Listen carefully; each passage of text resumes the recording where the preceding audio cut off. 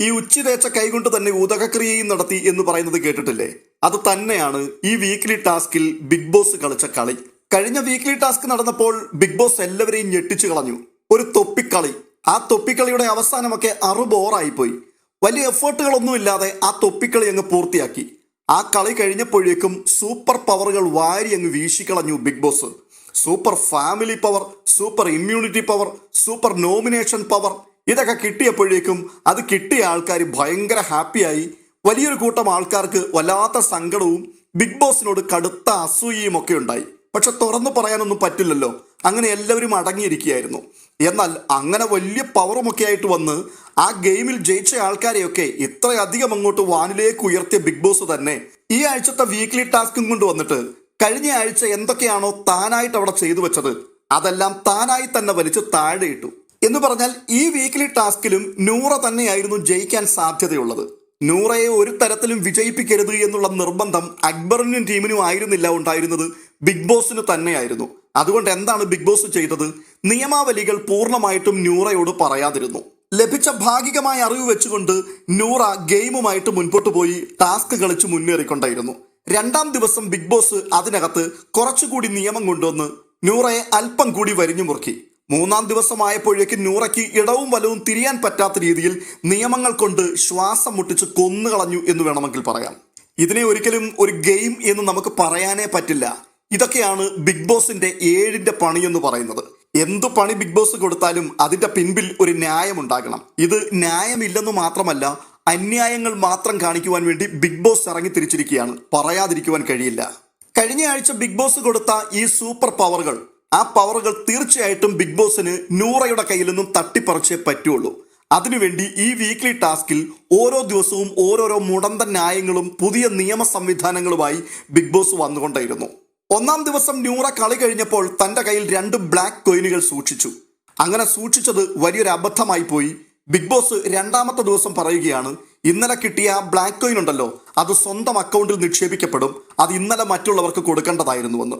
അത് കളി തുടങ്ങുമ്പോഴാണ് ഈ നിയമങ്ങളൊക്കെ പറയുന്നത്. നിങ്ങൾക്ക് കിട്ടുന്ന ബ്ലാക്ക് കോയിൻ മറ്റുള്ളവർക്ക് പണി കൊടുക്കാനുള്ളതാണ്. മാക്സിമം മോശമായിട്ട് കളിച്ചവർക്ക് അത് കൊടുത്തു തീർക്കണം എന്ന് പറഞ്ഞിരുന്നെങ്കിൽ ആ പെൺകൊച്ച് അത് കയ്യിൽ വെച്ചുകൊണ്ടിരിക്കില്ലായിരുന്നു. അത് കയ്യിൽ വെച്ചു രണ്ടാമത്തെ ദിവസമാണ് പറയുന്നത് അത് സ്വന്തം അക്കൗണ്ടിൽ കിടക്കുമെന്ന്. അപ്പൊ 2 കോയിൻ തന്റെ കസ്റ്റഡിയിലായി.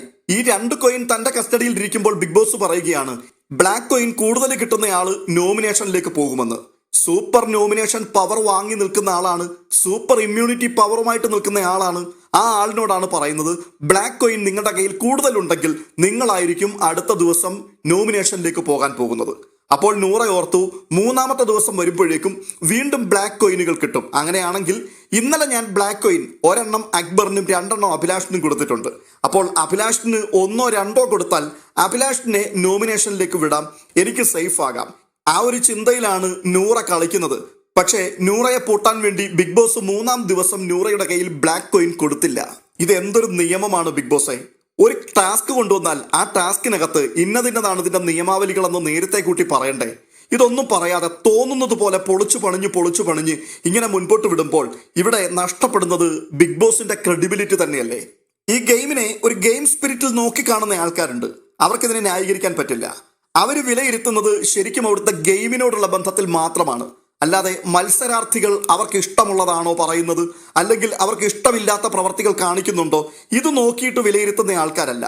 അവർ ഗെയിം മാത്രം വിലയിരുത്തുന്നവരാണ്. അല്ലാതെ വന്നിരിക്കുന്ന വ്യക്തികൾ ചീത്ത പറയുന്നുണ്ടോ, അവരുടെ ക്യാരക്ടർ നല്ലതാണോ, അവർ നല്ല രീതിയിലാണോ മറ്റുള്ളവരോട് ഇടപെടുന്നത്, ഇതൊന്നും നോക്കാതെ കളി കണ്ടിട്ട് ആ കളിക്കനുസരിച്ച് വിലയിരുത്തുന്ന ഒരു കൂട്ടം ആൾക്കാരുണ്ട്.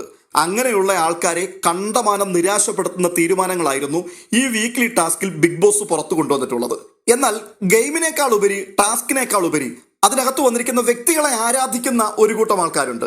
അവർക്ക് ടാസ്ക് ഒന്നും ഒരു പ്രശ്നമല്ല, അവരുടെ ആള് ജയിച്ചാൽ മതി. എന്ത് നെറികേടിൽ കൂടിയാണെങ്കിലും അവരുടെ ആള് ജയിക്കുന്നത് അവർക്ക് ഭയങ്കര ഇഷ്ടമാണ്. അക്ബർ അവിടെ എന്തെല്ലാം തെറി വിളിച്ചാലും അക്ബറിനെ വാഴ്ത്തിപ്പാടുന്ന ഒരു കൂട്ടം ആൾക്കാരുണ്ട്. അവർക്ക് തെറിവിളിയോ ഗുണ്ടായുസമോ ഒന്നും പ്രശ്നമല്ല. തുടക്കത്തിലെ അവർ അക്ബറിനെ അങ്ങ് ഇഷ്ടപ്പെട്ടു പോയി. അതുകൊണ്ട് ഇനി അക്ബർ എന്ത് ചെയ്താലും അക്ബറിനെ തന്നെ ഇഷ്ടപ്പെടത്തുള്ളൂ, വേറെ ആർക്കും അവർ വോട്ട് ചെയ്യില്ല. നൂറയെ ഇഷ്ടപ്പെടുന്ന ഒരു കൂട്ടം ആൾക്കാരുണ്ട്. അവർക്ക് ഇന്ന് ബിഗ് ബോസ് നൂറയോട് കാണിച്ചത് അങ്ങേയറ്റം കൊലച്ചതിയായി പോയി എന്ന് മാത്രമേ പറയുവാൻ കഴിയുകയുള്ളൂ. എന്നാൽ ഒരു ടാസ്കിനെ ടാസ്ക് എന്ന രീതിയിൽ നോക്കിക്കാണുന്ന, നിഷ്പക്ഷമായി ഇതിനെ ഒരു ഗെയിം സ്പിരിറ്റിൽ വിലയിരുത്തുന്ന ആൾക്കാർക്ക് ബിഗ് ബോസിനെ മാത്രമേ തന്തയ്ക്ക് പറയാൻ തോന്നുകയുള്ളൂ. കാരണം അത്രമാത്രം തന്തയില്ലാഴിക ഇന്നത്തെ ടാസ്കിൽ ബിഗ് ബോസ് എടുത്തു. അത് നൂറയെ തോൽപ്പിക്കുവാൻ വേണ്ടി കൊണ്ടുവന്ന വിചിത്രമായ കളികളായിരുന്നു. അതുകൊണ്ട് എന്താണ് സംഭവിക്കുന്നത്? ഈ ബിഗ് ബോസ് ഇങ്ങനെ കൂടെയുള്ള പണികൾ ആൾക്കാർക്ക് കൊടുക്കുവാൻ തുടങ്ങിയാൽ ബിഗ് ബോസിനോടുള്ള ആ ബഹുമാനം ആൾക്കാർക്ക് നഷ്ടപ്പെടും. ഇപ്പോൾ തന്നെ ബിഗ് ബോസ് എന്ന് കേട്ട് കഴിഞ്ഞാൽ മത്സരാർത്ഥികൾക്ക് കാശിന് എട്ടാണ്. അപ്പോഴാണ് ഇത്തരത്തിലുള്ള കുത്തിത്തിരിപ്പ് പരിപാടികളുമായി ബിഗ് ബോസ് ഇറങ്ങി വരികയും ആൾക്കാരെ ടാസ്കിനിടയിൽ ബിഗ് ബോസ് തന്നെ ചതിച്ചു വീഴ്ത്തുകയും ചെയ്യുന്ന പരിപാടികൾ വരുന്നത്. അങ്ങനെ വന്നു കഴിഞ്ഞാൽ പിന്നെ ബിഗ് ബോസിനോട് അവർക്ക് എന്ത് ബഹുമാനമാണ് തോന്നുക? ഇത്ര എഫേർട്ട് ഇട്ട് ഞാൻ കളിച്ചല്ലോ ബിഗ് ബോസെ, അവസാനം ബിഗ് ബോസ് എന്നോട് ഇങ്ങനെയാണല്ലോ കാണിച്ചത് എന്ന് അവർ പലരും പറഞ്ഞു തുടങ്ങും. അതിന് ഉത്തമ ഉദാഹരണമാണ് കഴിഞ്ഞ ആഴ്ചയിൽ അനുമോള് കുത്തിയിരുന്നുകൊണ്ട് സംസാരിച്ചത്. ബിഗ് ബോസ് എന്നെ ഇവിടെ കണ്ടന്റ് ആക്കി മാറ്റിക്കൊണ്ടിരിക്കുകയാണ്, അല്ലാതെ ഞാൻ പറയുന്നതിൽ ന്യായമോ അന്യായമോ ഒന്നും ഇവിടുത്തെ വിഷയമേ അല്ല എന്ന്. നൂറയ്ക്കെതിരായിട്ട് ബിഗ് ബോസ് ഇത്രയും കളിച്ചെങ്കിലും നൂറയ്ക്കത് കാര്യമായിട്ട് പിടികിട്ടിയിട്ടില്ല കേട്ടോ.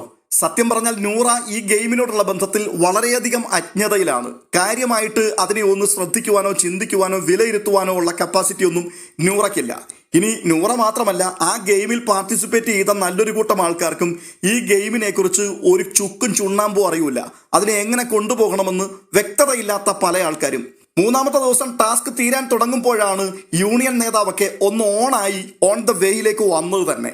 പക്ഷേ ബിഗ് ബോസ് ഈ പരിപാടി തുടർന്ന് മുൻപോട്ട് കൊണ്ടുപോവുകയാണെങ്കിൽ, അതായത് നൂറയ്ക്കിട്ട് പണി കൊടുത്തതുപോലെ ഈ പരിപാടി മറ്റുള്ളവർക്കും വരുന്ന ആഴ്ചകളിൽ ഇങ്ങനെ തന്നെ കൊടുത്ത് മുൻപോട്ട് പോവുകയാണെന്നുണ്ടെങ്കിൽ ആൾക്കാർ മടുത്തു പോകും, അവർ വെറുത്തു പോകും. അതുകൂടാതെ തന്നെ പ്രേക്ഷകരായ വലിയൊരു കൂട്ടം ആൾക്കാരുടെ തെറിവിളിയും ബിഗ് ബോസ് കേൾക്കേണ്ടി വരും. കാരണം ബിഗ് ബോസ് ഇങ്ങനെയുള്ള നെറികെട്ട കളികൾ കളിക്കുവാൻ വേണ്ടി ഇറങ്ങരുത്. നിങ്ങൾ 7ന്റെ പണി കൊടുത്തോളൂ, പക്ഷേ ആ പണി കൊടുക്കുമ്പോഴും അതിനകത്തൊരു ലോജിക്ക് ഉണ്ടാകണം. ഇതിപ്പോൾ ഗെയിം തുടങ്ങുമ്പോൾ പകുതി നിയമങ്ങൾ പറയുന്നു, ആ കിട്ടിയ നിയമം വെച്ചുകൊണ്ട് അവർ മുൻപോട്ട് പോകുന്നു. രണ്ടാമത്തെ ദിവസം അടുത്ത കുറെ നിയമങ്ങൾ കൊണ്ടുവന്നിട്ട് വഴി അടച്ചു കളയുന്നു. ആ അടഞ്ഞ വഴി എങ്ങനെയെങ്കിലും ഒന്ന് തുറന്ന് രക്ഷപ്പെടുവാൻ വേണ്ടി ശ്രമിക്കുമ്പോൾ അവസാന നിമിഷത്തിൽ വീണ്ടും ഒന്നിനു പുറകെ ഒന്നായി പണികൾ കൊണ്ടുവന്ന് കൊടുത്ത് ആ വ്യക്തിയെ തന്നെ അരിഞ്ഞങ്ങ് വീഴ്ത്തുകയാണ്. ഇതൊരിക്കലും ഫെയർ ആയിട്ടുള്ളൊരു ഗെയിം അല്ല. നിങ്ങൾ ടാസ്ക് കൊടുക്കൂ, ആ ടാസ്ക് അവർ കളിക്കട്ടെ, അവരുടെ ബുദ്ധി ഉപയോഗിച്ച് കളിക്കട്ടെ, ആരെങ്കിലും ജയിക്കട്ടെ. ഇതിപ്പോൾ കാണുമ്പോൾ നമുക്ക് തോന്നുന്നത് ചില ആൾക്കാരോട് ബിഗ് ബോസിന്റെ ഒരു പ്രത്യേക മമതയുണ്ടോ എന്നുള്ളതാണ്. ചില ആൾക്കാരെ പ്രൊട്ടക്ട് ചെയ്യുവാൻ, ചിലരെ രക്ഷപ്പെടുത്തുവാൻ വേണ്ടി ബിഗ് ബോസ് വല്ലാത്ത ചില കളികൾ കളിക്കുന്നില്ലേ എന്നൊരു സംശയമാണ്. ഇപ്പോൾ 1-2 പേരെ ഇത് പറയുന്നുള്ളായിരിക്കും. പോകെ ഈ സ്ഥിതി തുടരുകയാണെന്നുണ്ടെങ്കിൽ ഇത് മനസ്സിലാക്കുന്ന വലിയൊരു കൂട്ടം ആൾക്കാർ സോഷ്യൽ മീഡിയയിൽ ബിഗ് ബോസിനെതിരായിട്ട് എഴുതി തുടങ്ങും. ഇപ്പോൾ തന്നെ പലരും ആരംഭം കുറിച്ച് കഴിഞ്ഞിട്ടുണ്ട്. അനുമോൾക്ക് ഒരു നിയമം, ജിസൈലിന് വേറൊരു നിയമം. രണ്ടുപേരെയും 2 കണ്ണിൽ കൂടിയാണ് ബിഗ് ബോസ് കാണുന്നത്. ആര്യനും ജിസൈലും എന്ത് പോക്കൃത്തരങ്ങൾ കാണിച്ചാലും അതിനൊക്കെ തഴുകി തലോടി വിടും. എന്നാൽ അനുമോളാണെന്നുണ്ടെങ്കിൽ കൊല വിളിച്ചു കളയും. ഇത് ആൾക്കാർ സംസാരിച്ചു തുടങ്ങിയിട്ടുണ്ട്. അതുകൊണ്ട് ബിഗ് ബോസിനോട് ദയവ് ചെയ്ത് ഒരു അപേക്ഷയുള്ളത്, ഇങ്ങനെയുള്ള ഗെയിമും ടാസ്കും ഒന്നും കൊടുക്കരുത്. നിങ്ങൾ ഈ ഹിഡൻ അജണ്ട വെച്ചുകൊണ്ട് ഇവരെ പിടിച്ച് ബലിയാടാക്കരുത്.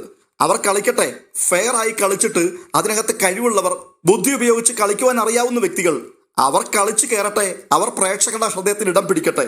അതിനെ ഇത്തരത്തിൽ കൂച്ചുവിലങ്ങിട്ട് നിർത്താനാണെന്നുണ്ടെങ്കിൽ യഥാർത്ഥ അവകാശി ഒരിക്കലും ഈ കപ്പ് പൊക്കൂല.